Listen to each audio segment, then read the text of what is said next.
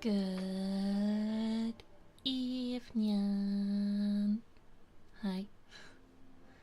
Good evening. Hello Para. Hello Pluvium. Hello Hugs. Hello Chicken. Hello Tremato. Spooky music? Yeah. When I was looking up the background music, it auto-suggested like Halloween theme. I'm like, yeah, you know what? It is literally like 2/3 days away from Halloween. So, spooky music. But yeah, hello, good evening, good morning, good afternoon. It is technically Wednesday, but in my head it's still Tuesday, and for a lot of people it's still Tuesday, so it's Tuesday. I'm tired. It's fine. I got to sleep eventually. It was my fault that I didn't get to sleep until this morning. Apart from we have a new foster cat. We're taking care of 2 cats at the moment, and wow, she is a cat that has no concept of personal space. By God, did I wake up to her jumping basically on my face, like head, like right, like I could feel her breathing on me kind of close, and then she just decides to like walk over me to then start climbing over all my stuff. She's very cute. She purrs really loud. She is adorable. However, I hate being woken up. She trusts you.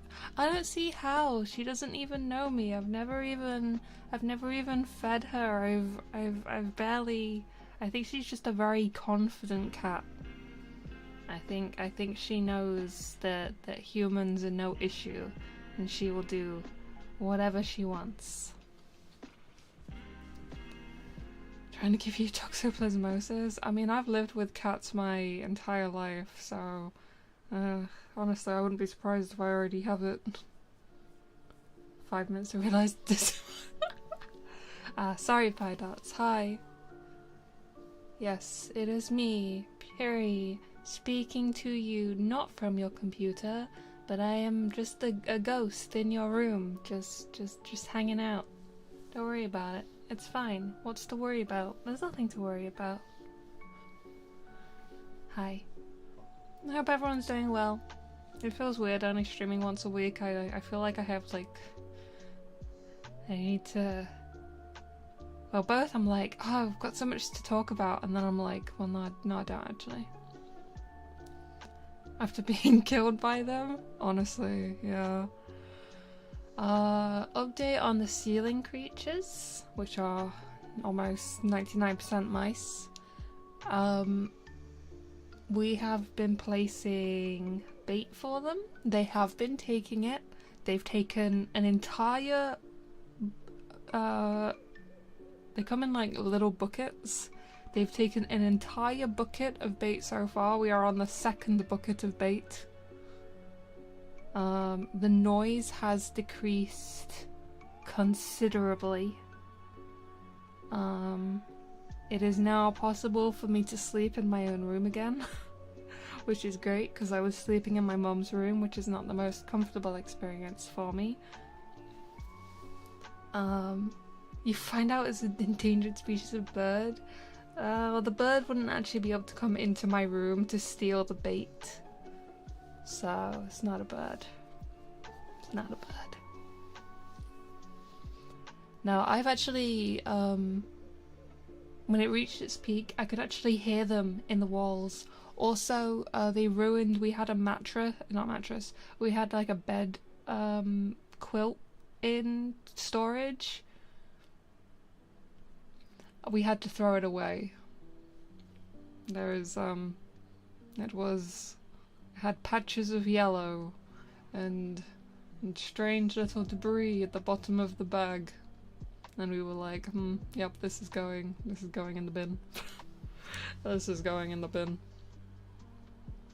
I'm really worried. I hope they've not like ruined any of like much stuff that's in the drawers around my room, because I've got some stuff that I bought from when I used to live at my dad's house. It just doesn't have space to be in my room. I've also got some figurines still in their boxes in there. I may have said this last time. You did say that last time. It's okay though. It's okay. I have not read The Rats in the Walls. I would need... well... I feel like I haven't read a lot of classic stuff, and that's why I kind of picked up 1984 and War of the Worlds. But I don't think I've ever read anything by... oh god, is it... Is Rats in the Walls Edgar Allan Poe? I know like 3 things. My knowledge is very... oh, Lovecraft. It's Lovecraft, okay. I've actually not read any Lovecraft either. I'm the hack here. I do have a book of so I dug up one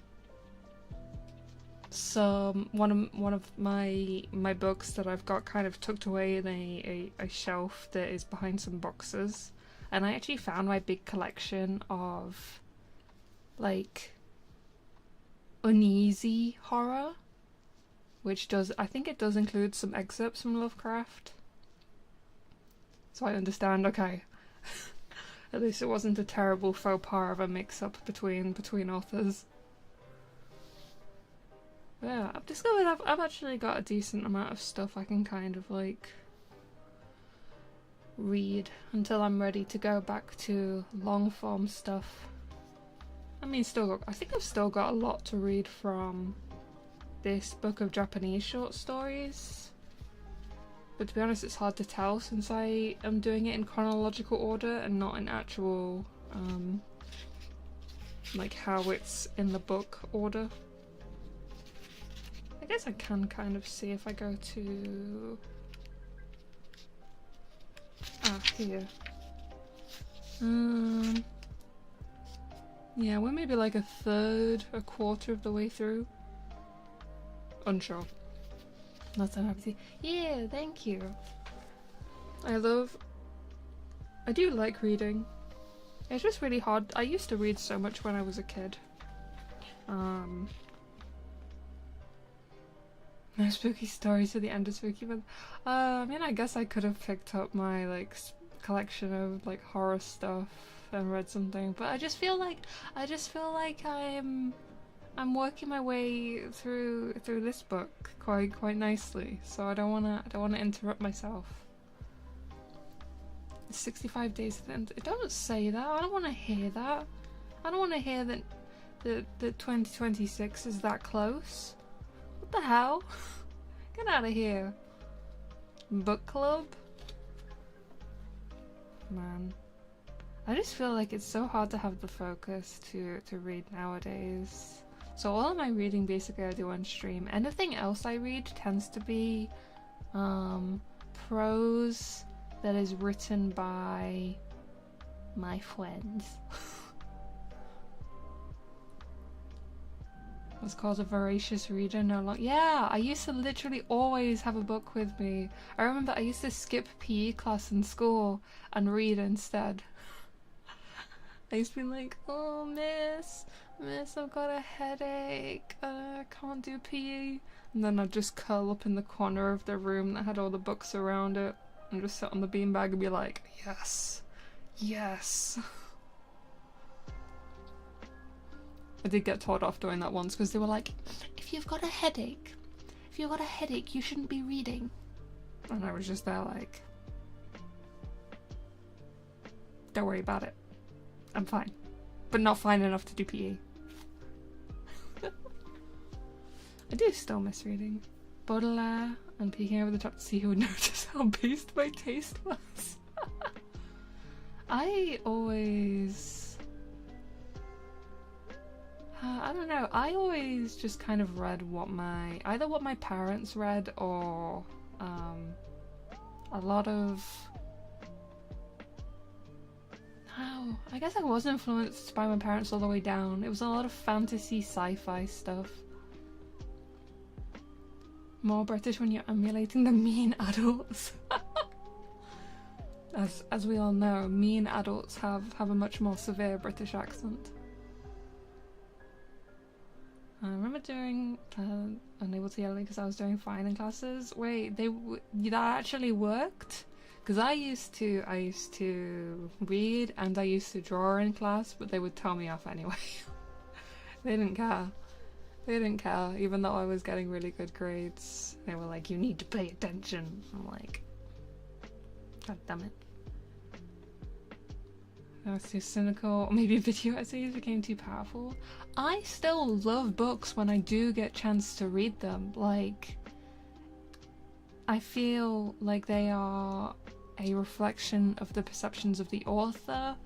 Kind of, even something that seems kind like I've got stories I hate.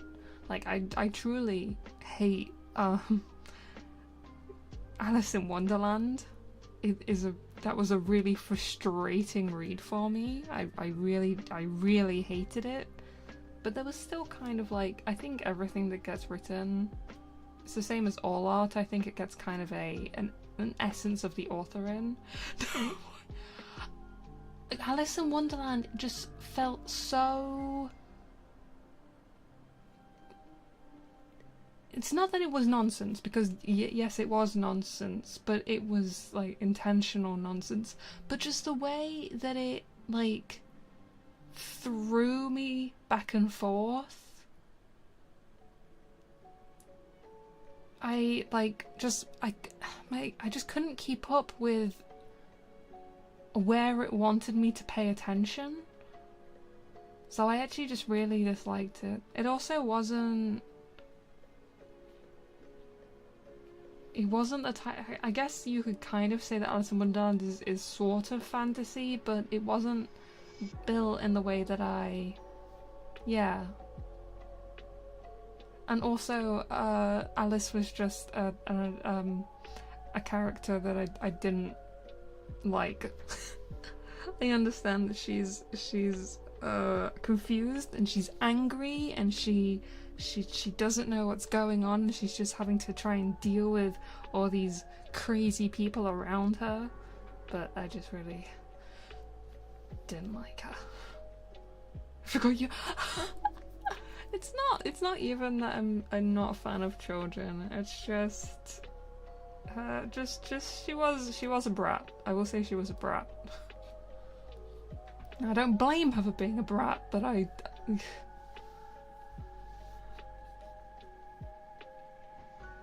as a character, yeah. I mean, it's not her fault. Like, all of the adults are basically telling her like what she has to do, and I know some people have done analysis where they're like, oh, you know, it's because like Alice in Wonderland is a reflection of what it's actually like to be a child. Like adults telling you what to do without giving you explanations and all that kind of stuff. But I just, yeah, no, I just didn't like it at all. Literature choice, I've actually never really used Wattpad. Wattpad was never popular when I was reading stuff online. A missed book? What do you mean you missed book? Hello, Plivium.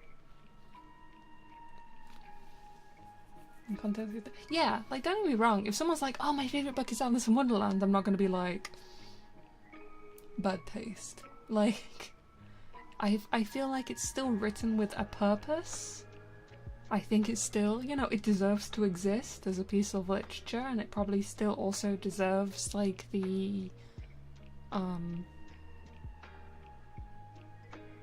not appeal, not infamy, because that's negative. What's the popularity? Question mark. It exists as an that's true. I still do also like Alice in Wonderland aesthetic, but that's just because I really like I've always been a big fan of deck of cards aesthetics. Hearts, diamonds, spades and clubs. I used to play a lot of solitaire and around the clock and other card games growing up. So I've always, even before Homestuck, I can't even blame Homestuck. Maybe it's one of the reasons I got super into Homestuck, because they also use it. But I've always loved. Did you read The Looking Glass Wars? I started reading through The Looking Glass, but I don't know about The Looking Glass Wars. Never heard of Around the Clock, I'll look that up. I don't know if that's what it's officially called, but yeah, you would place 4 cards in the middle, and then you would place 1 card for each hour around the clock. So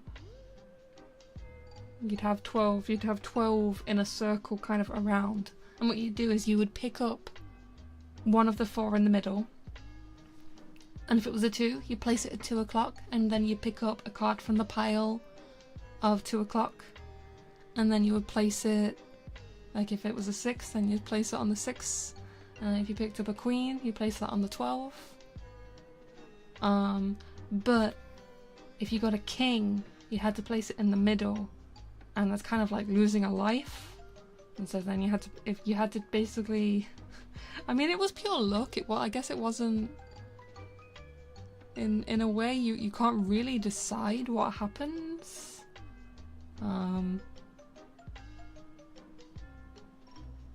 But yeah, that's what I used to play. Because obviously, everything I would play, I would just play on my own because I'm an only child. Mad Hatter and an assassin? What? How to reinvent Mafia with cards every other day? Yeah, well, like I said, I never played with anyone else. Also, 52 card pickup. I only played that once. My dad's best friend is a bit of a trickster sort. He was always pushing the logical boundaries of what I could comprehend, like giving lots of little brain teasers and stuff. But yeah, one time he tricked me into 52 card pickup. And I was like, dude, classic uncle type. Yeah, 100%. Yeah, he was officially unofficially my godfather. He's a good guy. Big prankster. I still get to see him every now and again. He's an interesting guy. Anyway. Cards aside, Alice in Wonderland aside, like I was saying, I mean, I do miss reading, but it's just really hard for me to focus nowadays, which is a shame. But that's also one of the reasons I really like doing these like reading streams, because I also get to read. Do British even have real godfathers? I mean, so some do. When christened, some people do actually get official godfathers. Like I said, mine was just actually a family friend. He wasn't like written as like an official godfather, but it was basically like, you know, if anything did ever happen, I would have gone to live with him. You got Lunky again though. I mean, I've got 2 real uncles. I've got 2 like biological uncles. My mum and my dad both have a brother each. My dad's brother, I don't know much about my dad's brother. I do see him. He's 1 inch taller than my dad. He is my dad's younger sibling. But I don't really know what he does. I think the only thing I can really recall about him is that during COVID he started baking a lot of bread. However, my mum's younger brother, he has a shed full of retro video games. I'm talking SNES, I'm talking... I think GameCube might be too new. I think there's Commodore 64 games. He showed me photos, just retro consoles, physical retro games, all set up in this little shed, and I was like, holy crap, that is amazing. I need to come and invade one day. But I'm not going to reveal the name. He's always been a big nerd, but he has 3 kids. He named one of them after a Norse god, and he named one of them after a character from Star Trek.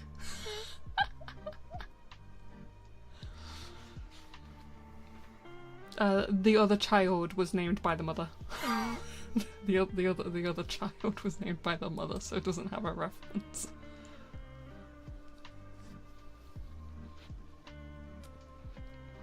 Can you ban Pluvia? I don't know what Mistborn is. Look at his name, that's a bot. You know you can't really ban people properly on YouTube. Never let a nerd name your children.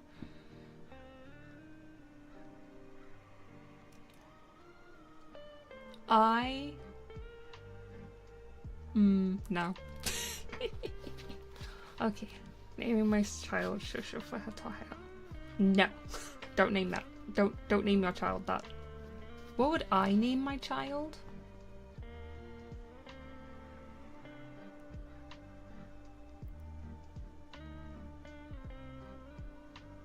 Good question.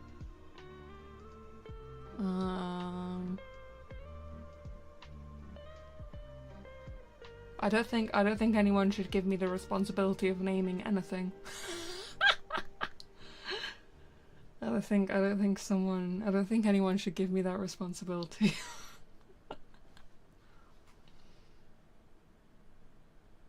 Yeah. Name the child after— oh my god, no! No, I can't. What's the chuniest possible name you can come up with? Okay, so but the chuniest possible name I can come up with. When I was a kid, I wasn't always the biggest fan of my name. I wanted something cooler. And so when I was 10 years old, I was like, you know, no one has a name that begins with X. Like, I don't know anyone that has a name that begins with X. Wouldn't it be really cool if I had a name that began with the letter X? And then I was like, okay, what names begin with the letter X? And to this day, I still don't know how to actually say it, but this was the name that I started like using for stuff online and stuff. Is it wait, who's Xander? What do you mean I'm low-key at who's Xander? From Buffy? I mean, I have kind of seen some of Buffy, but I wouldn't really call myself a simp for any of the character. Sorry, Marks. Oh, Marks! You meant— oh. Wait, you know, Fire Emblem Fates did not exist when I was 10 years old. Are you aware of this? Are you aware that when I— 10 years, when I was 10 years old was like 18 years ago?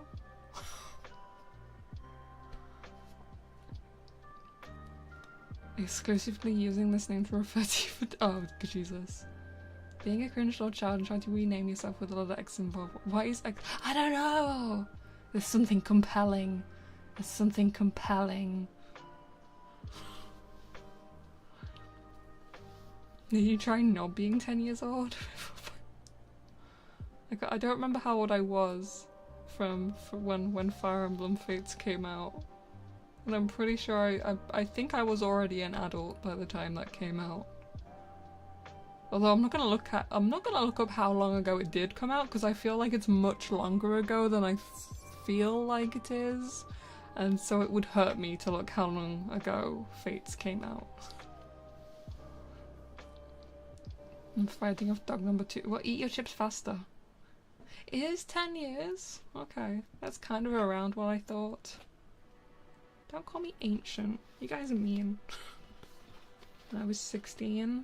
Why were you so young? Why were you so young?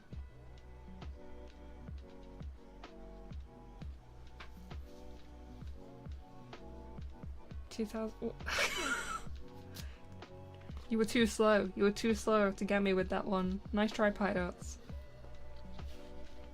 Alright, anyway. I remember when BBS was the hot new thing. Wait, is that what I think it is? Is that the BlackBerry? Are you talking about the BlackBerry messaging stuff, or is there a different?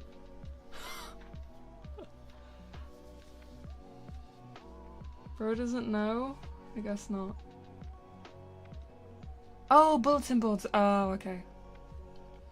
Sorry, my brain was in offline mode, I guess. I missed the why is everyone coming in saying they missed the reading stream? You've not missed the reading stream. I haven't started reading. I haven't started reading yet. I just keep yapping. But hello. Why have you changed your name? Got some leg warmers, these are amazing. Why do you hide the limb warming law? What do you mean, why did I hide the limb warming law? Some say that yapping is just reading your thoughts aloud. True. High numbers. You should get WoW next. No, okay. I'm not gonna talk about WoW until I'll talk about WoW once I finish reading. I'm gonna read first, then I'm gonna talk about WoW, because I may have gotten quite a few people into it. Servers are down right now. I know. I love doing my reading streams while the servers are down. So I was literally playing 45 minutes ago. Anyway, I'm gonna read. The one today, it is specifically in the sections disasters, natural and man-made. Skin 5,000. You will skin 5,000 hogs and you will enjoy it. And it is 2 stories. It is The Great Earthquake and General Kim, both written by Akutagawa Ryunosuke, which I believe is the same person who wrote Hell Screen that I read before, with its vivid depictions of hell. I'm also going to have a really hard time reading this because I think it gives some of the names in Chinese and I don't know how to pronounce Chinese names, so if I butcher them, I'm extremely sorry. I'm really sorry to anyone who knows how to pronounce some right Chinese names, because I don't. Alright. But I'm gonna read. If I need to adjust the volume at any time, please let me know.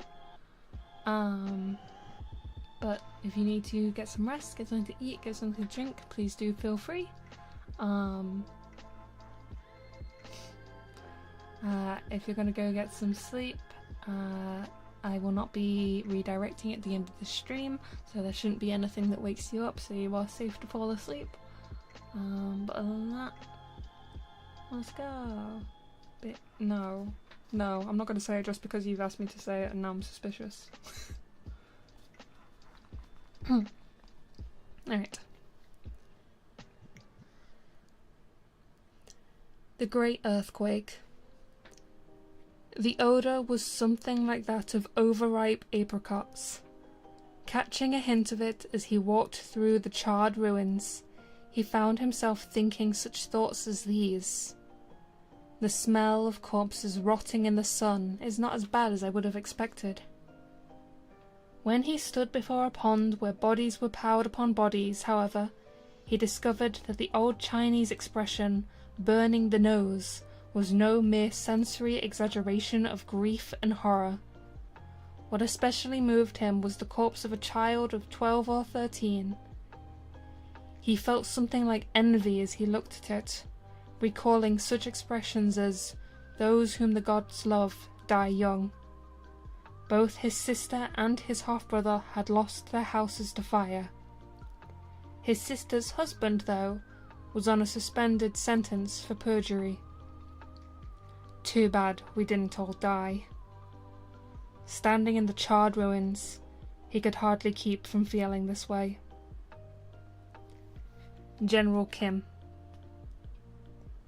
Their faces concealed by deep straw hats, 2 saffron-robed monks were walking down a country road one summer day in the village of Dongyu, in the country of Yongyang, in Korea's South Pyongyang province. The pair were no ordinary mendicants, however. Indeed, they were none other than Kato Kiyomasa, Lord of Higo, and Konishi Yukinaga, Lord of Setsu, 2 powerful Japanese generals who had crossed the sea to assess military conditions in the neighbouring kingdom of Korea. The 2 trod the paths among the green paddy fields, observing their surroundings. Suddenly, they came upon the sleeping figure of what appeared to be a farm boy, his head pillowed on a round stone. Kiyomasa studied the youth from beneath the low-hanging brim of his hat. "I don't like the looks of this young knave." Without another word, the demon general kicked the stone away. Instead of falling to the earth, however, the young boy's head remained pillowed on the space the stone had occupied, its owner still sound asleep. Now I know for certain this is no ordinary boy, Kiyomasa said. He grasped the hilt of a dagger hidden beneath his robe, thinking to nip this threat to his country in the bud. But Yukinaga, laughing derisively, held his hand in check. What can this mere stripling do to us? It is wrong to take life for no purpose. The two monks continued on down the path among the rice paddies, but the tiger-whiskered demon general continued to look back at the boy from time to time. 30 years later, the men who had been disguised as monks back then, Kiyomasa and Yukinaga, invaded the 8 provinces of Korea with a gigantic army. The people of the 8 provinces, their houses set afire by the warriors from Wa, the dwarf kingdom as they called Japan, fled in all directions, parents losing children, wives snatched from husbands. Hangseon had already fallen. Pyongyang was no longer a royal city. King Seonjo had barely managed to flee across the border to Uiju and was anxiously waiting for the Chinese Ming Empire to send him reinforcements. If the people had merely stood by and let the forces of Wa run roughshod over them, they would have witnessed their 8 beautiful provinces being transformed into one vast stretch of scorched earth.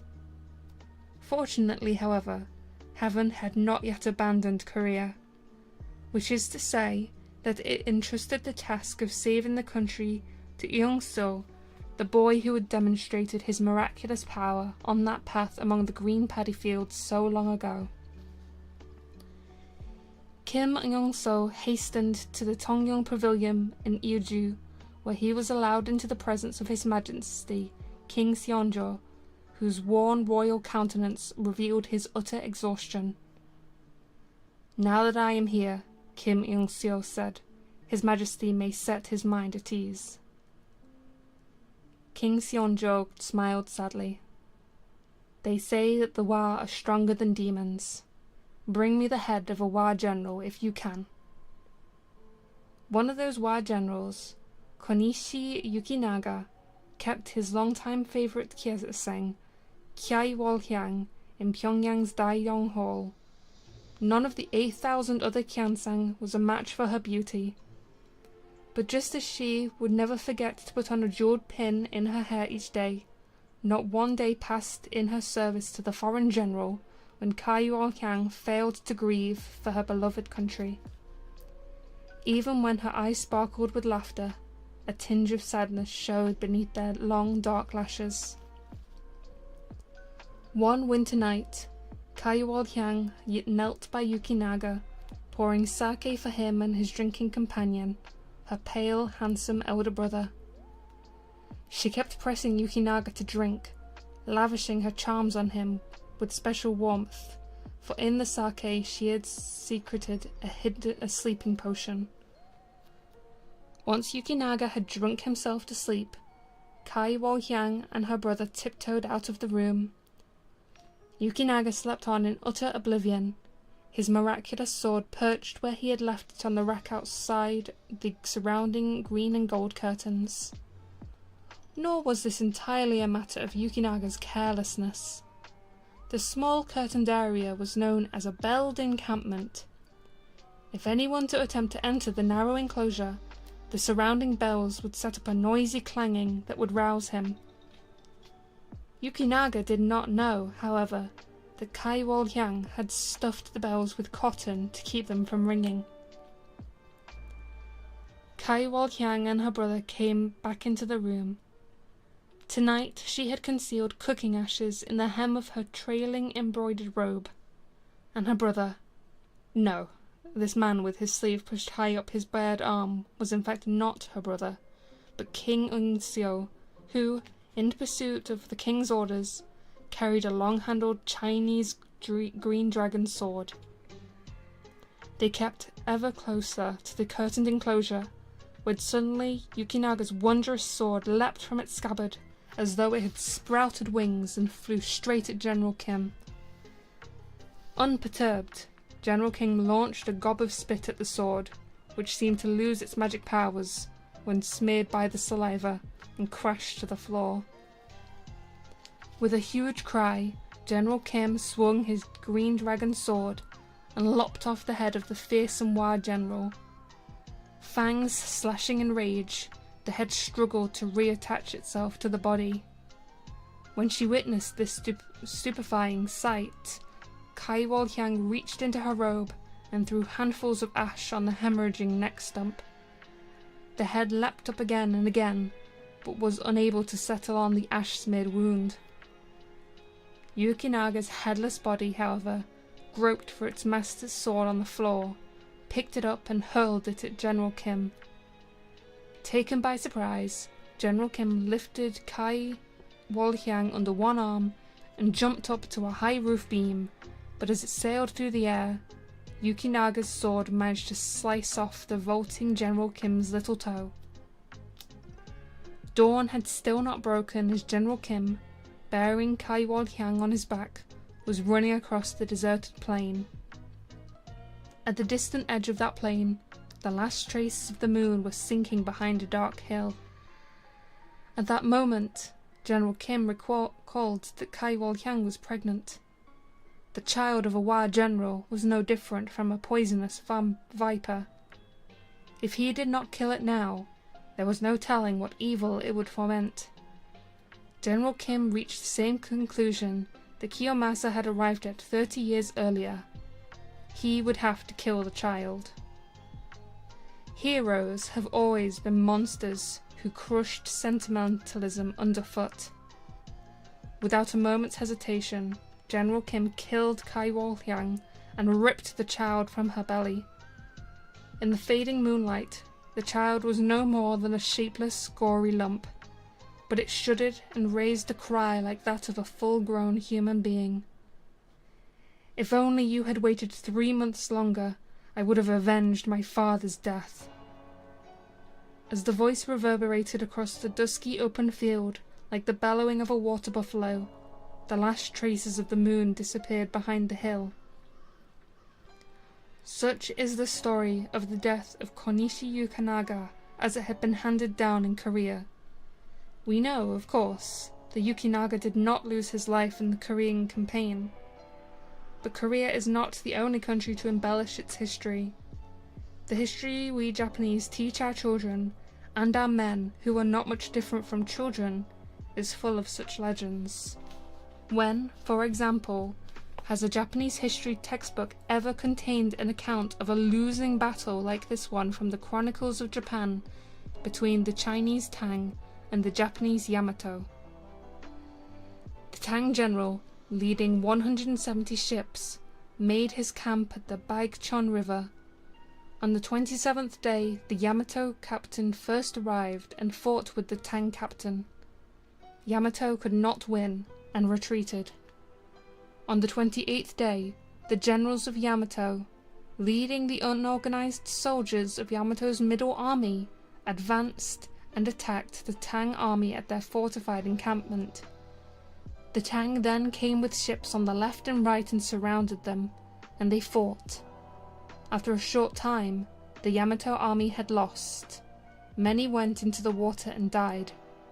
Their boats could also not be turned around. To any nation's people, their history is glorious.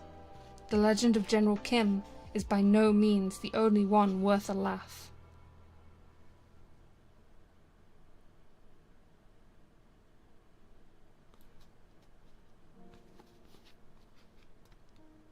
This Akutagawa Ryunosuke, given that he was also the one that wrote Hellscreen, I really wonder what his contemporaries thought of his writing. He's very critical of the ruling and the powerful classes.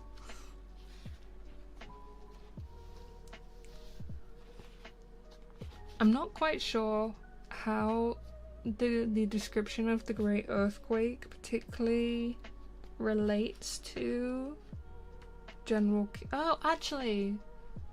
I guess So the Great Earthquake is obviously a natural disaster, but then General Kim, the invasion of Korea, that would be a man-made disaster. Strongly anti-Japan in some sense, yeah, but not in a way of like being anti its people, but more just kind of anti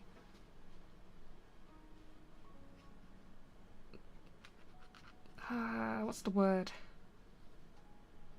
Status quo. But yeah, what year is that from? 1923?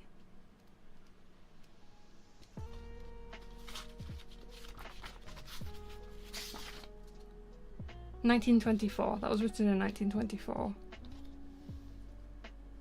Politically yeah. Anti-establishment, yeah. Yeah, I wonder, when I was looking at the introduction that kind of talks about, it talks about all the different stories in here.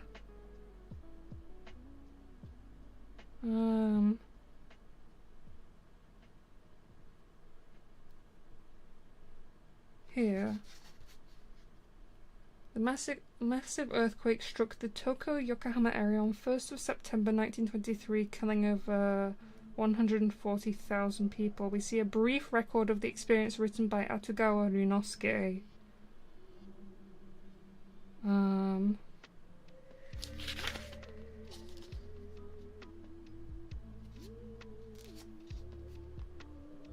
Apparently he didn't actually publish it. He didn't publish his description of the earthquake. It got published after he died, 4 years later. Specifically from a collection called Aru Haho no Issho, The Life of a Stupid Man.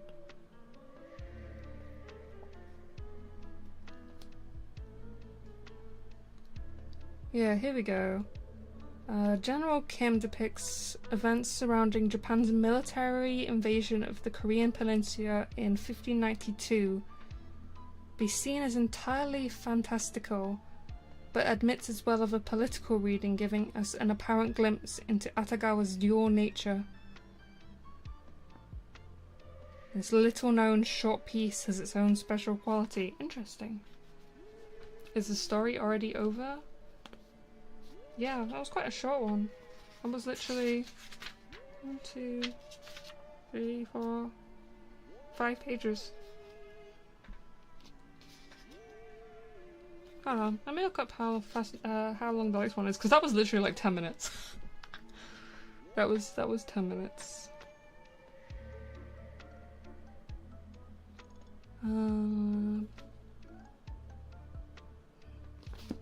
How long is...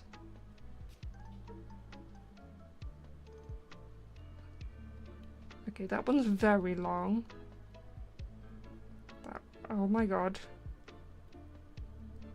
Hold on. Okay, the next one is almost definitely going to take at least 2 streams, maybe more.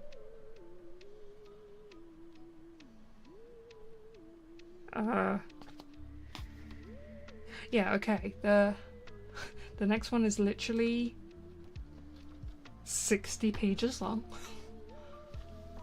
Bit of a dark age for Japanese literature. Many authors at the time became noted many years after their death.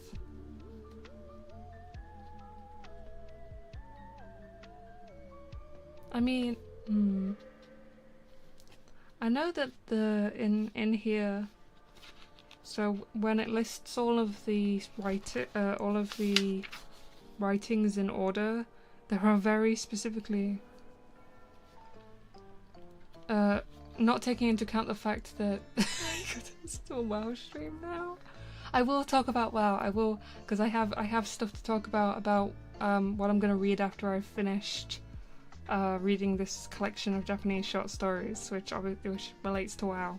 But I will get to it. But the next one, which was written in 1926, is the last one until after World War II. there is a 20-year gap in the writing, and then it goes to 1946. Let me actually see. The silver 50-cent pieces. How long is that? Silver. Ah, post-war Japan. 401.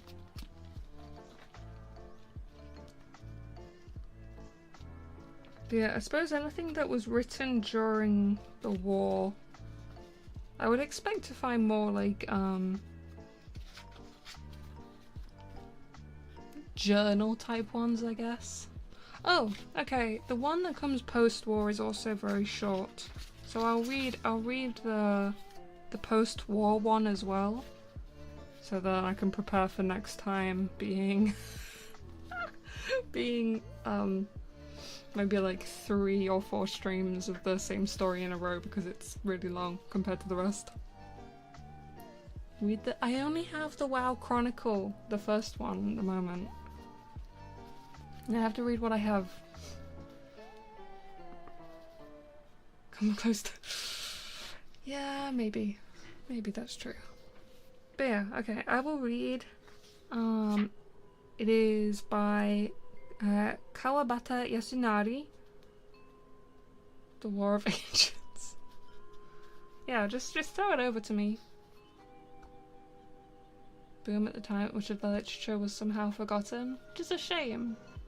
I think it is good to kind of, like what I was talking about earlier, how every piece of writing kind of like has an almost imparting of the ideals and the thoughts of the author.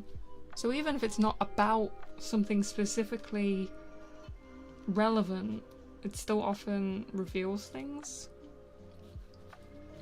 Okay, so yeah, I'm just gonna read this one from 1964. So, same things. I'm not repeating my spiel. Read it once.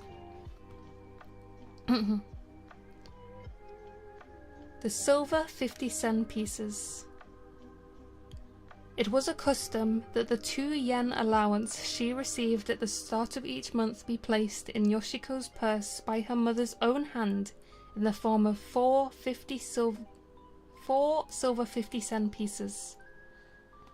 The number of these coins in circulation had been declining those days.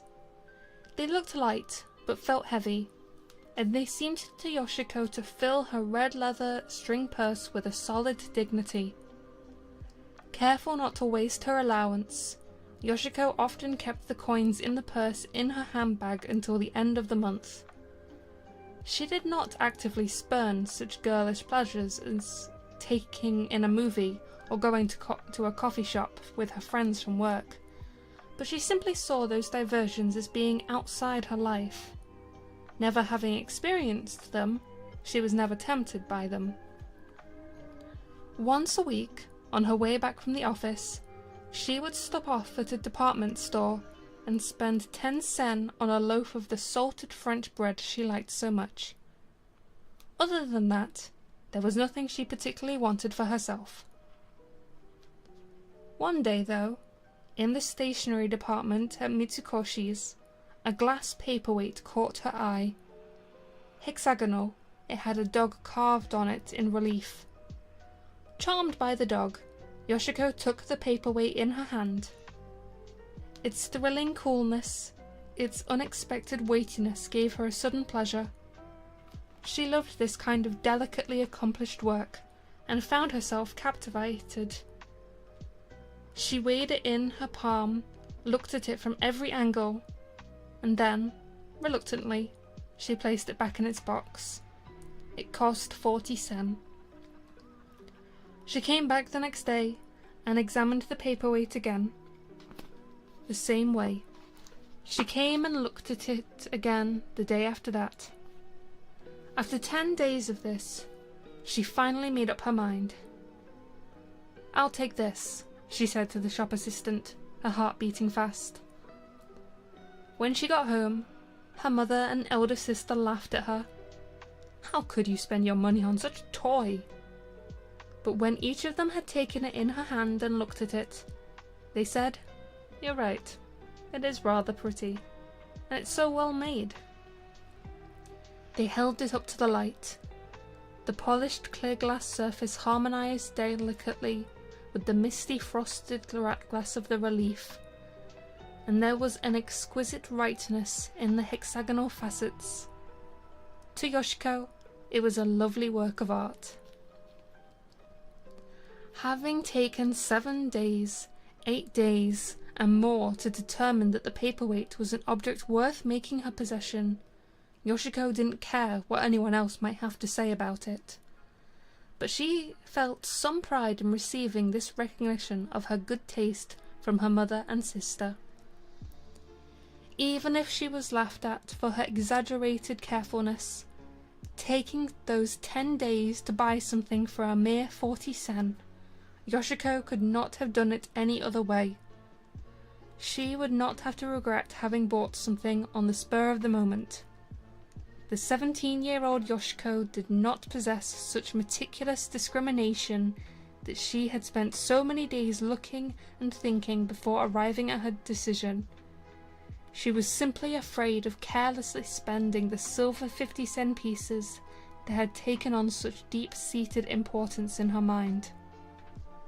When the story of the paperweight came up 3 years later, and everyone burst out laughing, her mother said with real feeling, "I thought you were so lovable that time." An amusing anecdote like this was attached to every single one of Yoshiko's possessions. They started by taking the lift to Mitsukoshi's 5th floor because it was easier to shop from the top story down. Yoshiko had agreed to accompany her mother on a Sunday shopping trip for a change. The day's shopping should have been over when they reached ground floor, but her mother continued down to the bargain basement as though it were a matter of course for her. "It's so crowded, Mother. I hate that place," Yoshiko grumbled, but her mother was already immersed in the basement's competitive atmosphere, it seemed, and didn't hear her. The bargain basement was a place set up for the sole purpose of making people waste their money, but perhaps her mother would find something. Yoshiko followed her at a distance to keep an eye on her. It was air-conditioned, so not oppressively hot. First, her mother bought 3 packs of stationery for 25 sen, then turned to look at Yoshiko. They shared a grin. Lately her mother had been using her stationery, much to Yoshiko's annoyance. "Now we can rest easy," their looks seemed to say. Drawn towards the counters for kitchen utensils and underwear, her mother was not bold enough to thrust her way through the mobs they attracted. She stood on tiptoe, peering over people's shoulders, or reached between their sleeves, but didn't buy anything, heading instead towards the exit, moving hesitantly as if not entirely convinced she should give up. "Oh, these are just 95 sen? My." Her mother picked up one of the umbrellas for sale near the exit. Surprised to find that every umbrella she dug out of the pile bore the same 95 sen price tag, she said with sudden regained energy, "They're so cheap, aren't they, Yoshiko? Aren't they cheap?" As if her reluctance to leave had found an outlet. "Well, don't you think they're cheap?" "They really are." Yoshiko picked one up too. Her mother took it and opened it alongside her own. "The ribs alone would be cheap at the price," her mother said. "The fabric, well, it's rayon, but it's well made, don't you think?" How was it possible to sell such a decent item at this price? No sooner had the thought flashed through Yoshiko's mind than a strange resentment welled up inside of her in being tricked into taking a defective product. Her mother rummaged through the pile, opening one umbrella after another in a grim search for one suitable to her age.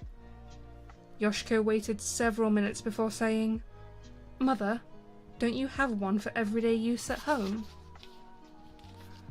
Yes, I do, but that one... She glanced at Yoshiko. It's 10 years. No, more. I've had it 15 years.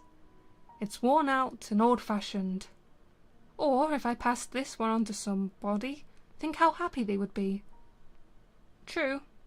It's all right if you're buying it as a gift. Anybody would be delighted to get this, I'm sure. Yoshiko smiled, but she wondered if her mother was really choosing umbrellas with someone else in mind. Certainly, it could not have been anybody close to them. If it were, her mother would not have said anybody. How about this one, Yoshiko? I wonder. Yoshiko couldn't drum up much enthusiasm, but she stepped closer to join in the search, hoping to find an umbrella that would be suitable for her mother. Other shoppers, wearing thin summer rayon dresses, streamed past, quickly snapping up umbrellas as they remarked on the item's cheapness. Yoshiko felt a little sorry and angry at herself for having hesitated to help her flush and tense-looking mother. Yoshiko turned towards her, prepared to say, "Why not just buy one? Any one. Quickly." "Let's stop this, Yoshiko." "What?" Her mother smiled weakly, placed a hand on Yoshiko's shoulder as if to brush something off, and moved away from the counter. Now it was Yoshiko's turn to want more, but 5 or 6 steps were all it took for her to feel relief. Taking hold of her mother's hand on her shoulder, she squeezed it hard and gave it one big swing, the two of them shoulder to shoulder as they hurried towards the exit. This had happened 7 years before, in 1939. When the rain pounded against the roof of her scorched sheet metal shack, Yoshiko found herself wishing they had bought an umbrella that time, and that she could joke with her mother about the 100 or 200 yen that an umbrella would cost now, but her mother had died in the firebombing of their Kanda, Tokyo neighborhood. Even if they had bought an umbrella, it probably would have been consumed in the flames. By chance, the glass paperweight had survived. When her in-laws' house had burnt down in Yokohama, the paperweight was among those things she'd frantically stuffed into an emergency bag, and now it was her only souvenir of her life in her girlhood home. From evening on, in the alley, she could hear the strange cries of the neighborhood girls. Rumor had it they could make 1,000 yen in a single night. Now and then, she would find herself holding the 40-sen paperweight she had bought after 10 days of indecision when she was these girls' age, and as she studied the sweet little dog in relief, she would realize with a shock that there was not a single dog left in the whole burnt-out neighborhood.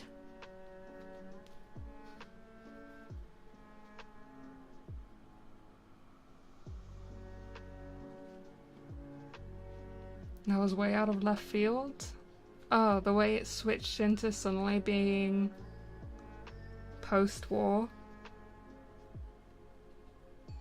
Well, 1937. No, 1939. I don't know what Japan's involvement in the war was in 1939. Money means nothing aside. Yeah. It's also interesting to have, so this was obviously written literally in 1946, so the author themselves experienced the fact that the sen, which was like the pence, the penny, the cent of the yen, was made completely obsolete. I don't know when they actually took the sen out of Japanese currency. Obviously, they don't even have it anymore. They just have the yen, and the yen is worth such a small amount in comparison to most other currencies. The common person, yeah.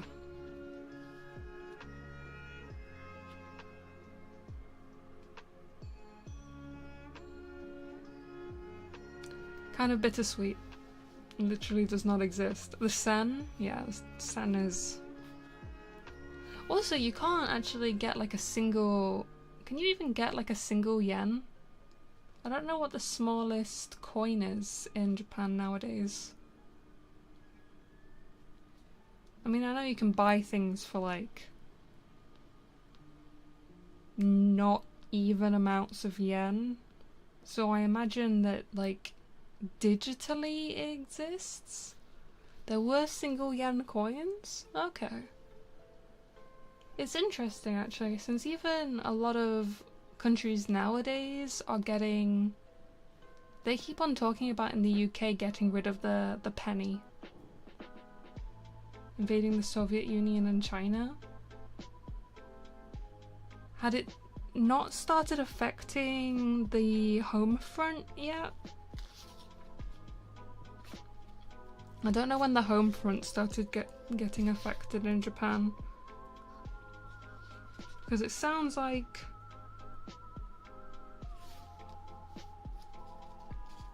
Because it sounds like they were living a pretty normal life still in 1939. I hate the penny. Why? Smallest? Really? 100 is the smallest now? I do feel bad. Like, isn't the yen getting... I haven't been keeping track of like the currency situation, but doesn't the yen keep on getting worth less and less? Even in America there's a push to get rid of pennies. It's scary when you think about my nan, who is still alive, used to buy sweets for a halfpenny, which is spelled a halfpenny. Like less than a literal penny. And nowadays it's like, yeah, the penny is such an insignificant amount of money that we don't even feel like we should have a coin for it anymore. Because they cost more to make than they are minted for. Yeah, that's true. Find a nickel and pick it up? Is that what it's been changed to? There's also a bit of, oh, there's been a spike. Okay. I both worry, but I don't actually have the level of intellectualism to be able to comment well on global economics, so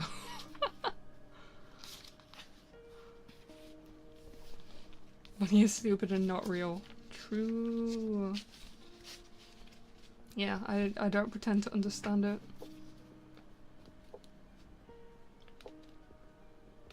Coins are just a mess in general, I think. See, I'm vaguely also against the idea that everything should be done digitally. It's a nice convenience. I always like there being digital payment as an option, but I dislike when you can't, when places act like having physical money is a bad thing. They're humanizing the kobolds. Oh, are you in the Ringing Deeps? Are you doing the Ringing Deeps right now by any chance? Yeah. I like them. I think we've had the kobolds since the very beginning. It's nice to see them like this instead. Gold standard, now it's entirely made up. Yeah. I put everything in crypto and come on, NFTs are actually dead now. No one cares about NFTs anymore.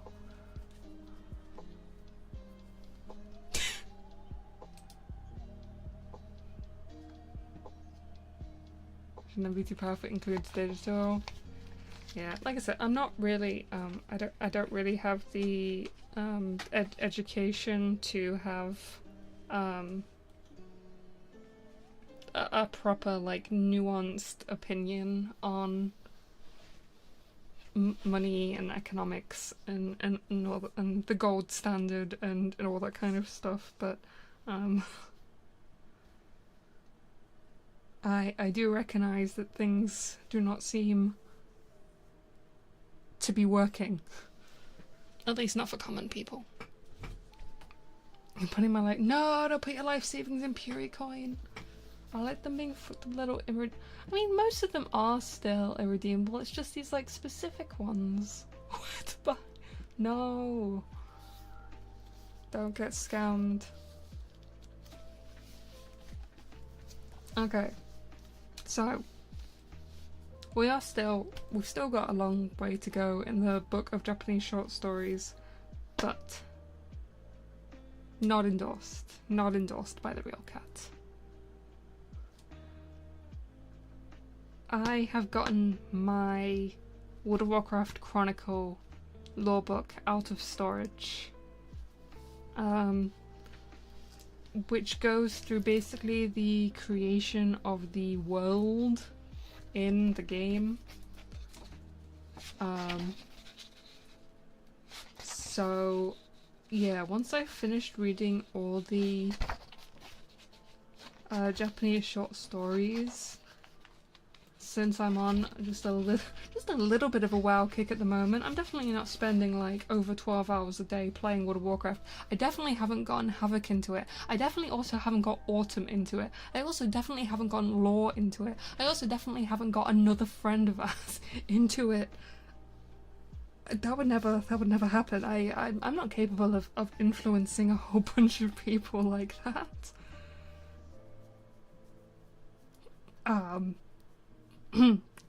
Anyway, I've got some new guild members, so that's pretty cool. Unrelated statements, by the way.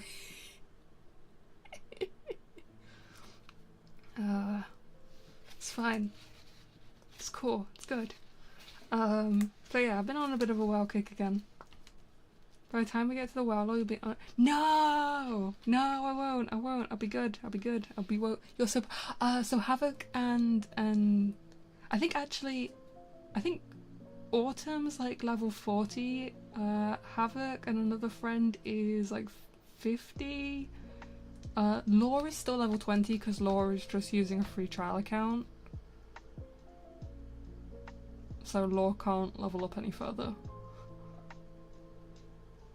But it's fine. If I'm going down everyone else, I've always wanted to play with everyone. I've never got, like, it's been so many years since I actually got to do stuff with people. When they try and network. Oh no, I could never. When they show their favorite games. Oh man, I wish I'm not quite that influential.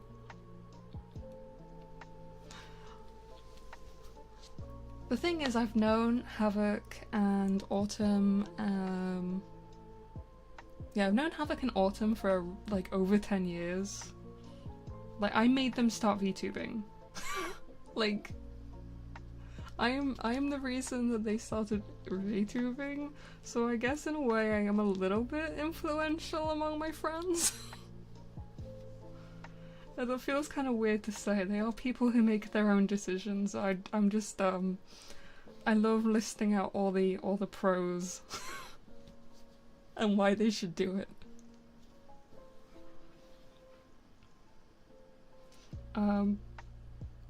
Either way, so we've been doing that.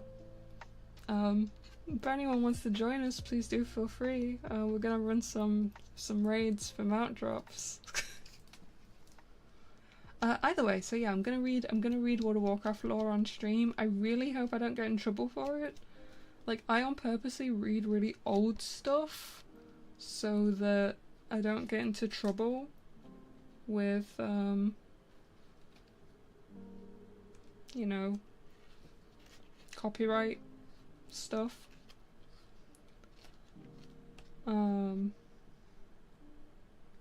It's fine. It's fine. I'm sure they won't mind. Probably. But yeah, the first book just talks about like the origins, the mythos, stuff about the Void Lords, demons, what happened to Azeroth, with the old gods and stuff. So, you should just drop wow. Blizzard have owned my soul for such a long time. Either way, hopefully it will be fine. How is WoW so big but there isn't even one other peer reviewer who plays it? I'm sorry. Also, you are playing on the EU servers, right? Let me invite you to my guild. Dodging me. I feel you're dodging me. Your only interaction with WoW was, oh my god, the movie. I watched the movie in the cinemas with my family when that first came out. Definitely a slightly different angle, for sure. Never paid attention to it. Oh yeah, I 100% recognize, I do want to say, when I talk about World of Warcraft, I get a little bit anxious because I know that number one, MMOs aren't for everybody, and I know that the Blizzard as a company is not the greatest. I did also have one person. I had one person. So I've been watching people make crafts and stuff based off different video games again, and I've been watching someone who does a lot of like Legend of Zelda stuff, and I was like, wow, that's really cool. Wouldn't it be cool if I like made some of the stuff out of World of Warcraft? Wouldn't that be really, really cool? And then I got divine guidance. I want to talk about this on my actual like proper streams, like my Twitch streams. So with my mum's cat fostering, my mum also volunteers for the group that we look after the cats for. Now my mum has a vice. She's had for her entire life, as long as I've known her. If there is a tombola, she has to give it a try. Multiple tries even.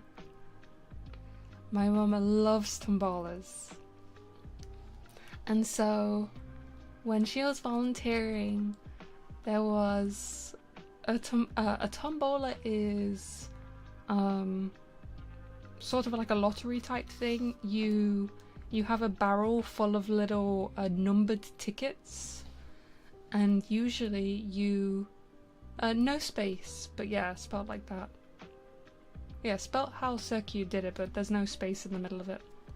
And then you put your hand into this pile of tiny tickets, and you pull one out, and normally if it ends with like a 0 or a 5, you win, and you have to find every prize has a matching ticket attached.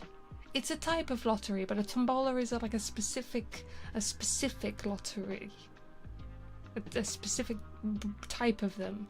Yeah, it is kind of like the raffle things in anime.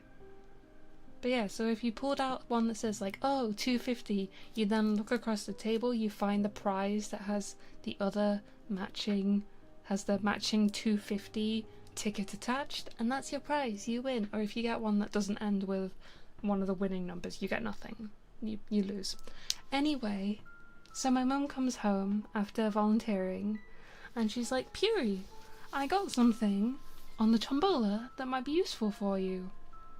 And I was like, oh, that's normally like a lot of the stuff you get on tombolas is like toiletries, bath bombs, you know, nothing that really is that useful. Anyway, she got one of those ring lights that has it's a massive USB ring light that obviously for most people is for like recording TikToks or whatever. However, it is the perfect size to completely light up my crafting desk. I've been using a tiny little lamp that also does have a ring, but it's very small. And I can't put the camera in the middle of it either. But I have this massive, and really bright as well, like genuinely super bright ring light now. And if I can just work out the way to get my camera like held in the middle of it, my crafting streams are going to be so much better lit. And so it's kind of like, whoa, this is like a sign. I need to go back. I've been watching all these videos about crafting streams, and now I've got a piece of equipment that actually makes it so the video, the recording will be so much better. So anyway, but yeah, what I was saying about World of Warcraft is when I was having these like revelations, and I made a joke on Tumblr about, oh, haha, like I'm gonna put everyone in the torment nexus, and I'm just going to do like crafting things I'm gonna make things specifically out of WoW. Someone sent me an anonymous ask, and I have a feeling I know who it is, but I can't be 100% sure, so I'm not gonna be like, oh, I think it's this person. And I received an ask that says, I'd probably just drop you entirely if you started making any kind of WoW content. So it's like, I'm aware that some people are not a fan of it. It's not going to stop me, because obviously it's something that I like and I care about, and that matters more to me. But like, damn, like, alright. RIP, I guess. I get a lot of strange asks on Tumblr. I don't post all of them. I just post when I think it's funny. Or when I actually want to be, like, informational. Yes. Yeah. Well time! When I do talk about WoW, I do try and make it, like, I do try and talk about it from, like, a people who don't play can still understand what I'm saying kind of way. Like, I don't try, like, I try not to talk about concepts without explaining them. Like, I don't know how successful I am, because obviously I've been playing WoW for so long that kind of everything is second nature to me, but it was whatever, I try. Anyway, but yeah, I don't know, I went through like a million subjects there, I'm sorry. Short version. I like World of Warcraft, and after we've finished reading all the Japanese short stories, I'm gonna play World of Warcraft. Wish you'd play it on stream more than you talked about playing it. See, I feel... Well, I've explained how I feel kind of anxious about streaming World of Warcraft. Also, if I don't stop getting called Purimon Gold, I'm gonna get you. Do not compare me to that...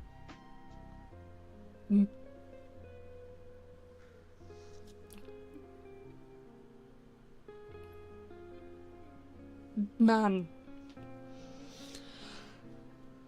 Do not compare me.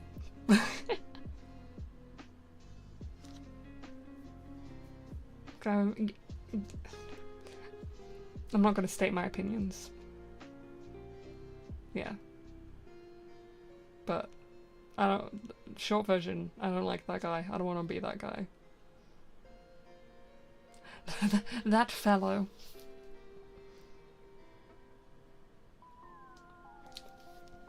I came back with hot chocolates, what did I miss? We've gone for 4 minutes. What do you mean? Let me put the book back down. It's quite a big chunky book. Couldn't find 2 hours playing.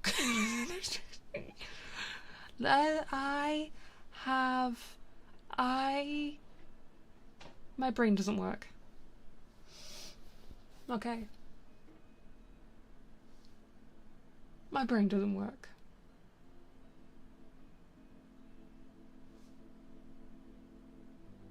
Who's another Rotmax? No, stop putting Rotmaxer into my. No. Fair enough. Yeah. I'm sorry that my brain doesn't work, and so I end up getting more brain worms about the idea of streaming World of Warcraft. There is also a very specific event that kind of is tied in my head to World of Warcraft streaming now, which I'm not gonna talk about, but people may remember.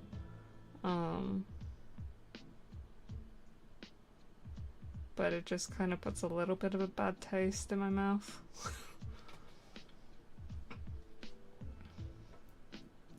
Brainworms, you say? I have many of them. You wouldn't. What the hell is a worm race? What do you mean a worm race? Who's racing worms? My worm has more anxiety than yours.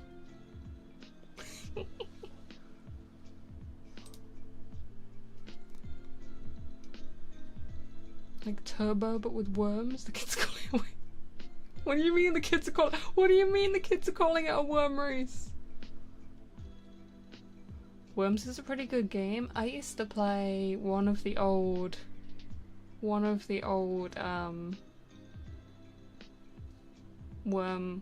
games when I was a kid on my granddad's laptop. I don't even remember which one. Was it the one with tanks? Hold on. Worms games.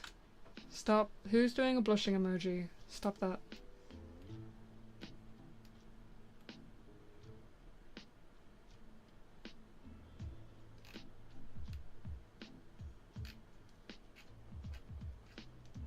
Worms games. What year would I have been playing in? Maybe like 2004?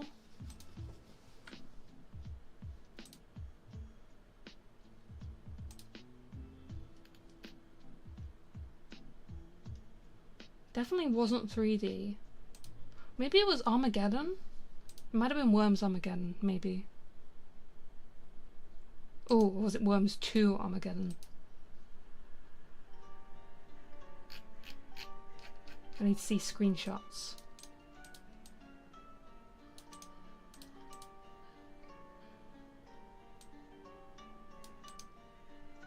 Don't call me a hag. It was Worms Armageddon. It was Worms Armageddon. It was the 1999 Worms Armageddon. That's definitely it. I recognize it. I recognize it. Oh man, that's nostalgic. That's nostalgic to look at. What's it like to be about to die of ancient? Come on, I'm not that old. I'm not that old. PC. Oh my god, yeah, this was. Oh my goodness, this was literally it.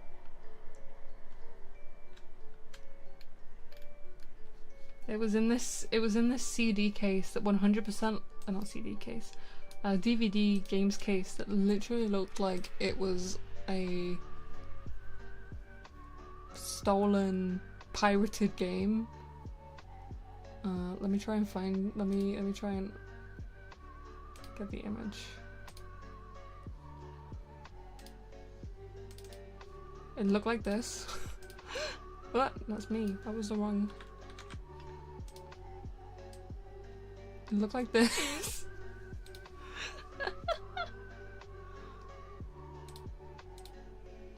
Did you guys see the transition of colored television? Come on. Thinking of Worms Reloaded. It's like, oh, such a, for God's sake. You can't make me feel old, okay? It doesn't work like that. I've seen wonders they can't even comprehend. Yeah, I used to play this a lot on my granddad's laptop when I came home from school. If I didn't have the internet. Is this the No, look, you can see at the top. You can see at the top it says CD-ROM. CD-ROM. I wonder if this is still somewhere in my house. I wonder if this is still in my house somewhere. Maybe. Who knows? Yeah, I'm gonna wait, you can get your original Battle.net account back. Best of luck. ROM that the ROM that people websites are in, that's RAM. That's how I look like at work. They don't know what CD means, never mind ROM. It's fine. I'm not turning to dust. Technology has just moved really fast, really it's come so far in a very short time. It's fine. I'm not gonna think about how I was in school burning, downloading music using a freaking dial-up internet, using BearShare, and then burning it onto CDs, onto blank CDs. I'm not gonna think about that too hard. Okay, I know that some of you are just trolling.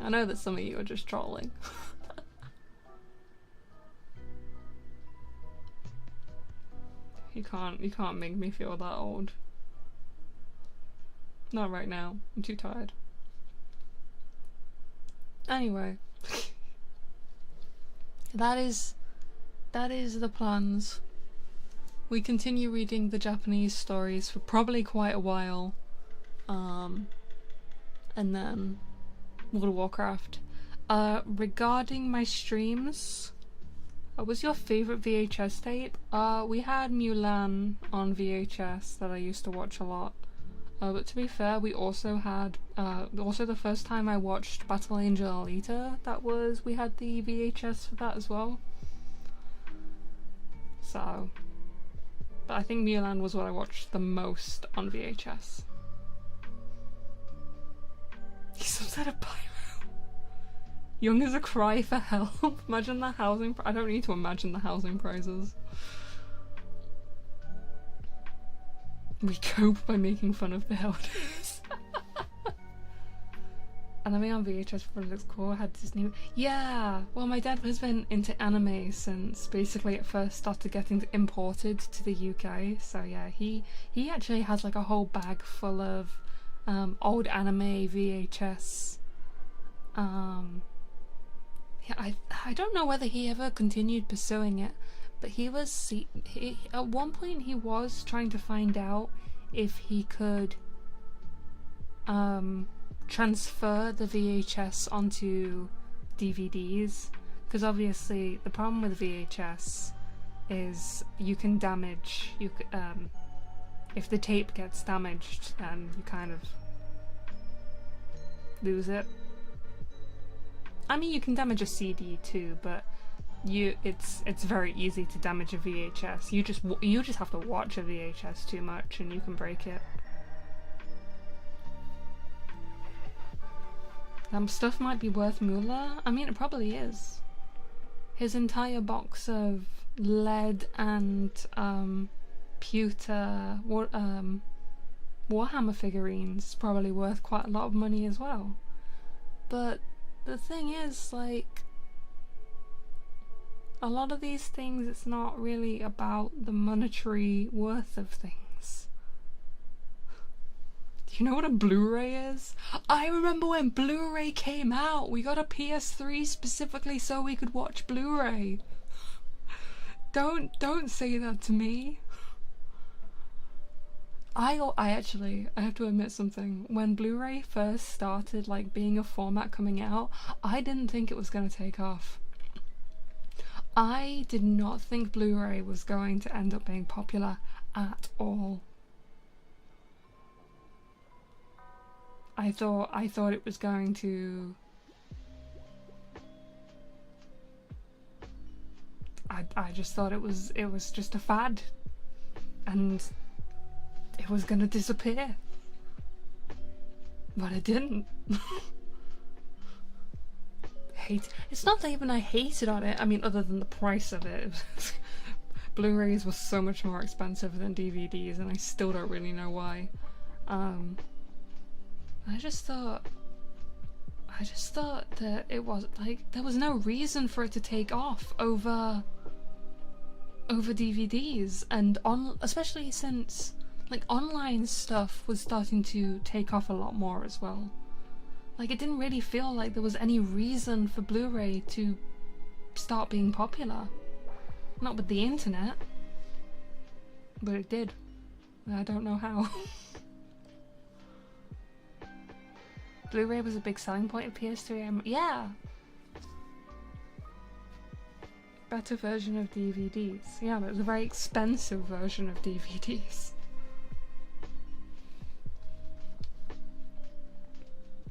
DVD was already so... Exactly! Yeah, it really didn't make sense. I mean, don't get me wrong, like, I guess I'm happy for whoever invented the Blu-ray, but like, what the hell, dude? Why did that work? At some point the cost of both were the same. I always remember Blu-ray being more expensive than DVD, at least here.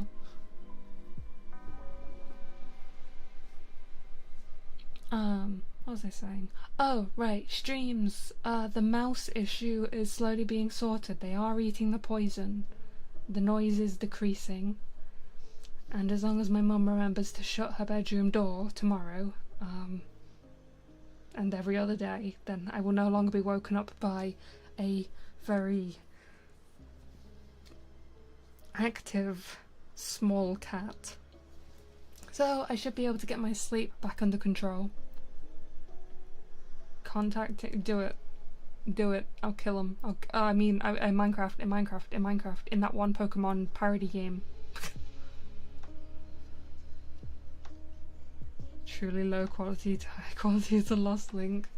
Man. To be fair, I also, I used to buy a lot of pirated DVDs when I was, well, my parents did. Like, there used to be a guy that used to come to my grandma's work and, like, sell quote-unquote DVDs. If you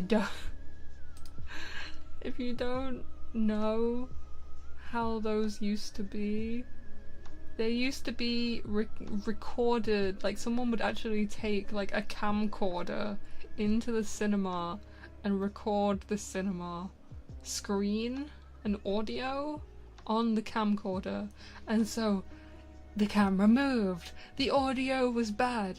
When people stood up in front of the camera, you would see them in the way of the screen. They just there was just the name of the movie, like, scrawled on the front. The hell is a camcorder?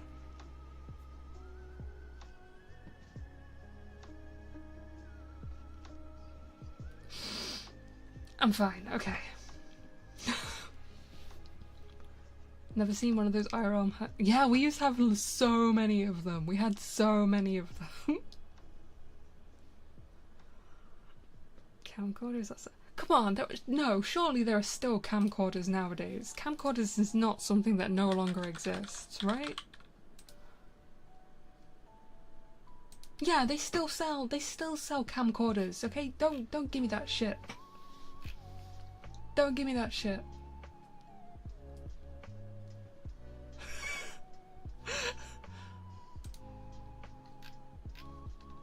Assholes.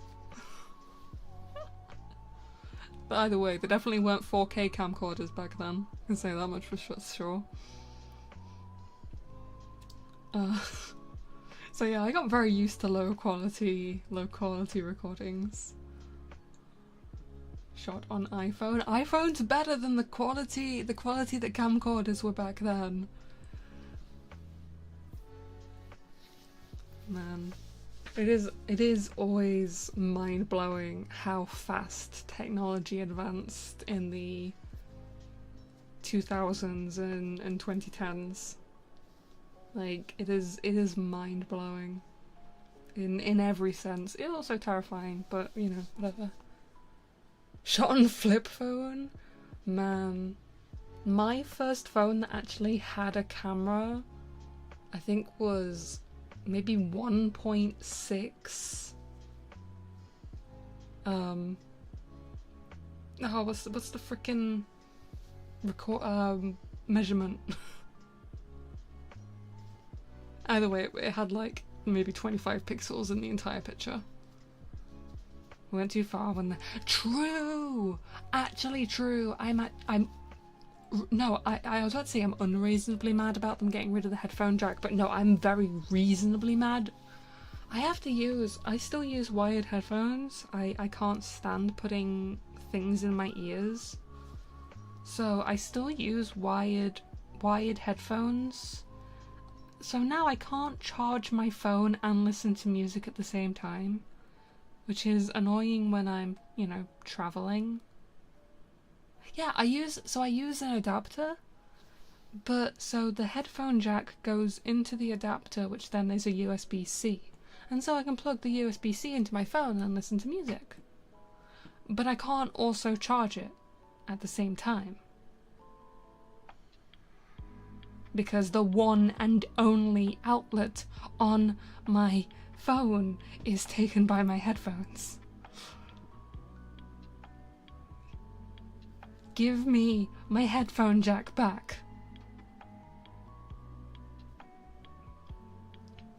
Graf was watching more videos in the 90s than 1001 Day, and it's crazy how insensitive people are being Everyone is so used to being recorded nowadays when they're in public. It sucks.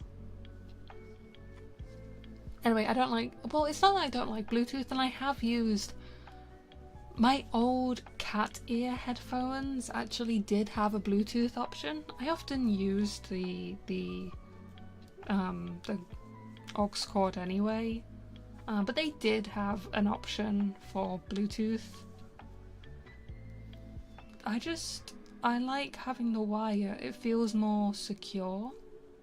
You'd have cat ear headphones.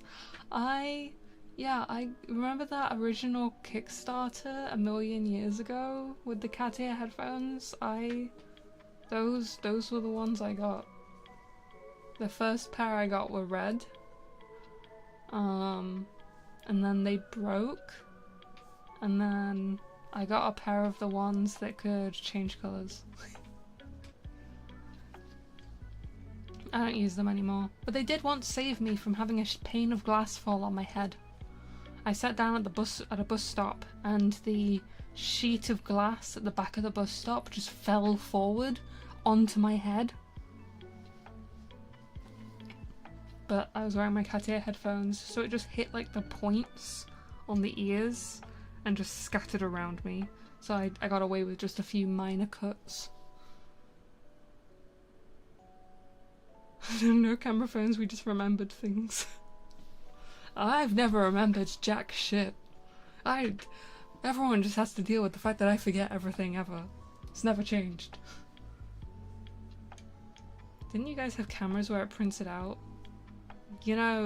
People still have Polaroid cameras because they're like retro and trendy, so you still don't get to say that. But yeah, God has tried to kill me a couple of times. Not like too many times. Not enough that I'm like, oh, God wants me dead. But enough that I'm like, okay, I get it. Okay, I understand. Was this a dream? Well, in which case that started 25 years ago. Remember buying a... Yes! I went on a school trip and took a disposable camera on the school trip once.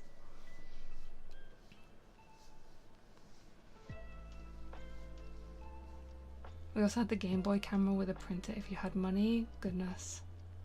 I never had a Game Boy. My dad was always a very home computing kind of person. Along with his dad was also like home computing, the ZX Spectrum and stuff like that. So portable consoles. I didn't get a portable console for a long time, which is fine. We had a PC, so getting film developed is crazy now, I guess. My granddad still has a proper camera that does still have film, and he has to go to the store to get the film developed. He has like so many photo albums full of physical photos. You have the most tech literate parents on the planet. My dad definitely was. There's kind of this phenomenon, I feel, with people who know technology, with how fast it's changed. So I just mentioned my granddad, ZX Spectrum. He used to play Elite, as in the game that is like the company who makes Elite Dangerous. He played the original Elite. That was his favorite video game. And so I remember telling him when I started getting into Elite Dangerous that I was playing the future the same way that he was. But anyway, the thing is, my granddad went sailing around Europe shortly after I was born, around like 1998 kind of, or early, like just before the 2000s. When he came back, technology had changed so much in those couple of years that he couldn't keep up anymore. He didn't understand it. He had a laptop, but like he couldn't use it very well. Like he'd been outpaced and he couldn't catch back up. And I think the same has happened to my dad. He stopped using a computer for quite a while, and now whenever he needs to do something, he does like ask me for help, because even though he used to be way better at computers than I was, he's just fallen behind, and it's hard to catch up again. With technology, the speed that it advances, you have to stay like so on the ball, or else you just get left behind. And so I'm now more tech literate than my dad is, which is just very strange to me. Sure, he doesn't want to spend time with his niece. Yes. I am sure. Because it started happening back when I still lived with him. So yeah, I don't know. The whole tech literacy thing feels very strange. I guess it's kind of like a language that changes so fast that, yeah, if you don't keep up with the changes in languages, you kind of end up being quote unquote illiterate in a way.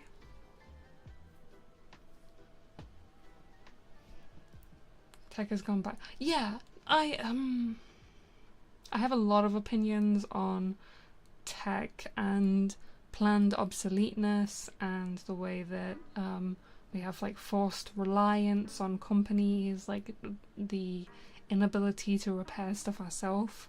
But that's a big topic that I don't have the full brain power to fully go into.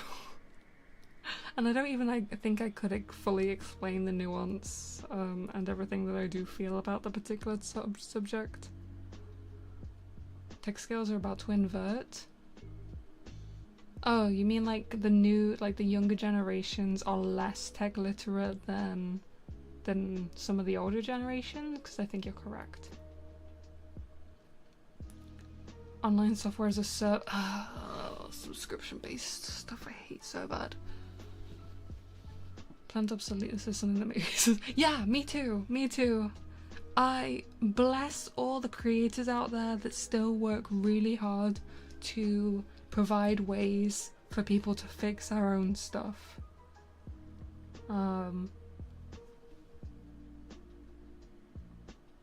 Yeah, it's a big topic. I worry a lot. What does bro buy that's planned obsoleteness? Everything. Bro is not out there farming. I mean, even stuff like even basic stuff like microwaves, fridges, washing machines, all of those stuff no longer last as long as old models used to. My granddad had a my granddad had a microwave that literally lived like 40 years and still performs better than the microwave downstairs in my own house, that decides that sometimes it just doesn't want to cook stuff. So it just makes a hum noise for 3 minutes doing fuck all.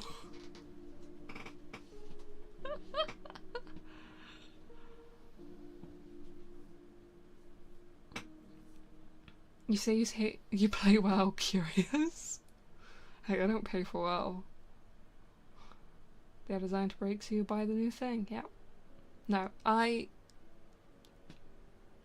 do 100% believe and have seen proof of planned obsoleteness. It is, I do not think it is actually arguable to say it doesn't exist. Does everything have planned obsoleteness? No, I don't think everything does, but I think more does. Yeah, okay, shut up, Livium.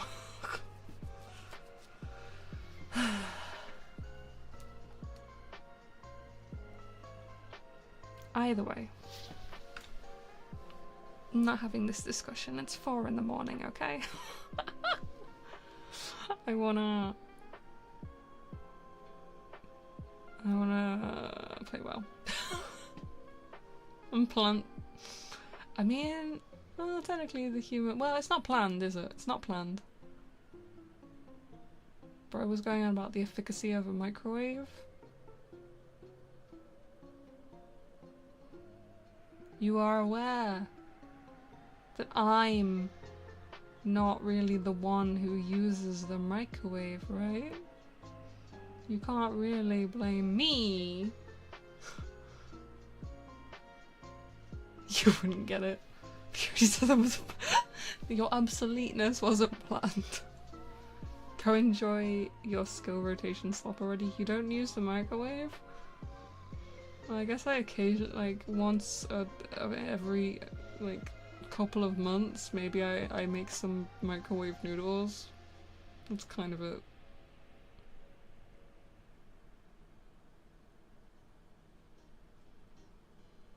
I don't even own a microwave. Whoa, what the hell? There's one button that plays the game for you? I mean, there kind of is. Just use a stove. I never showed you guys my photo. Oh my god, guys, do you want to see the steak I cooked while it was cooking? I have a photo because I sent it to my mom, like... I sent it to my... I got to use a cast iron pan for the first time.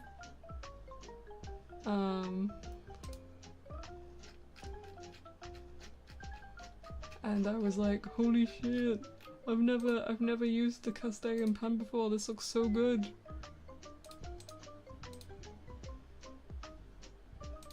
Hold on. Image.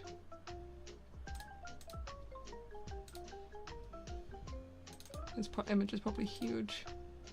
Yep, I was correct.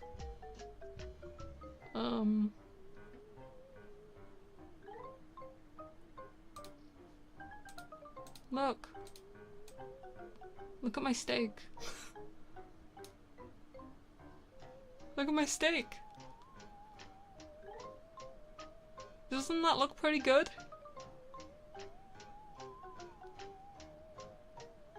I can cook! How much was the pan? Oh, it wasn't mine. This is something I made while I was cat sitting. I was cat sitting, so I was in someone else's house. I used their cast iron pan.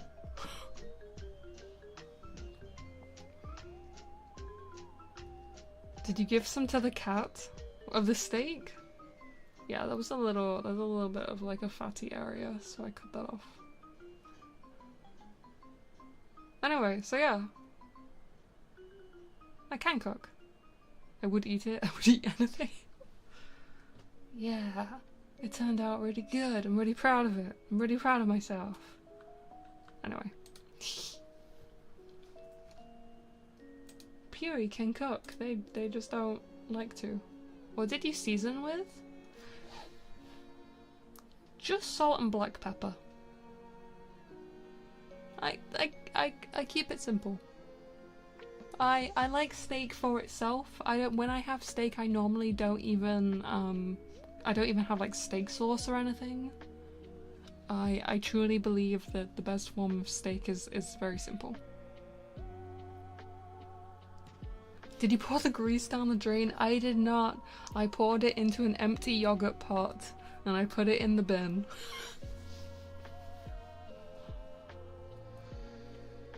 Next time you cook steak, you gotta get the good cook. Oh, yeah, I should have. I didn't take a picture of the inside. It was medium rare though. I cooked it to medium rare. I was very surprised that I actually got it correct. Bank robbing chicken, I should ban you for that. I should ban you for that. I should ban you for that statement. I should execute you for that statement. How dare you? I am a medium rare to rare steak eater. I'm a cat! I'm a cat! What do you mean you think I'm a well done steak person? Unbelievable.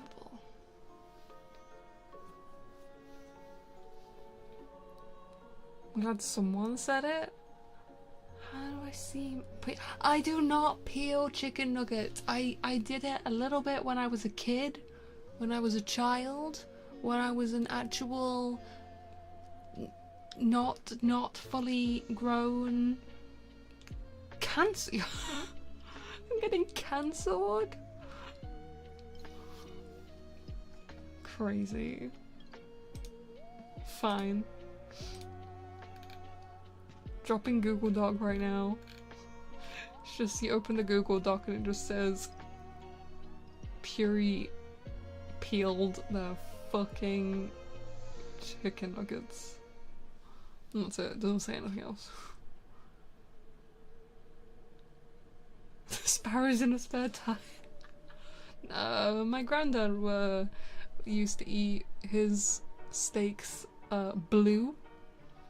Which we would always comment that his steaks were still mooing. That he just showed them the fire, showed them the grill, and nothing else. Food crimes? Oh, okay, you know what? That would be a pretty substantial document, actually. I probably committed a lot of food crimes. Mooing food is good, though. I'm gonna catch you guys walking in a field and just taking a bite out of a freaking cow. But won't believe what she did with orange juice. Granddad seems like a hero, much respect. I mean, he was a firefighter. So like, literally yes. Yeah. My granddad lived a fascinating life.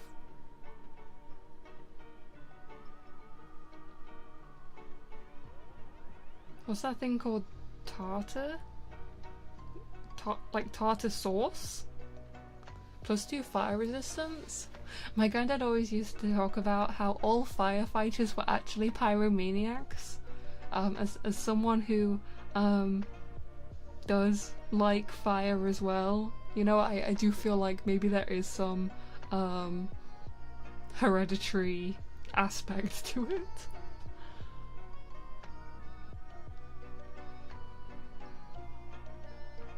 It's like a raw meat pie? What? They do control, but well, that in America, yes. I don't think they do that many controlled burns in the UK. We don't really have much in the way of wildfires and stuff here. It's very urban. But the people who are most willing to walk into a burning building are going to be pyromaniacs, aren't they? If you think about it. The people who are going to be the least afraid of fire are going to be people who love fire. So. But yeah, my granddad was an interesting man.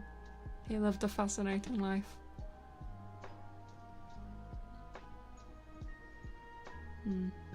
Anyway, I'm gonna go. Passionately hate fire. I'm gonna kill the fire! Casts terraform Earth. No! No, don't turn us into an arid Mediterranean. We're just straight to Granddad? Yeah. A good man. A very interesting guy. Thank you for coming. Thank you so much. Thank you for coming by. Yeah, I'm gonna go play WoW. I'm not even gonna lie to you. I'm gonna go play WoW. I will hopefully be back to a normal schedule starting. I think it's too early for me to say this Thursday. I think next Thursday I'll be back to a normal schedule again. We're watching Halloween, the movie, on Halloween. I haven't decided what time yet, but if you want to watch Halloween, I'm gonna post what time it's gonna be. I'm gonna post the time tomorrow. I will try and post it on Twitter and Tumblr and Discord. I will try and remember to put it everywhere. So look out for that if you are interested in watching Halloween in the Discord. Okie dokie, that's my final thing. I think I've remembered to say everything now. Alright, good night. Anya Sumi. Good night, good night. Where's my... there we go.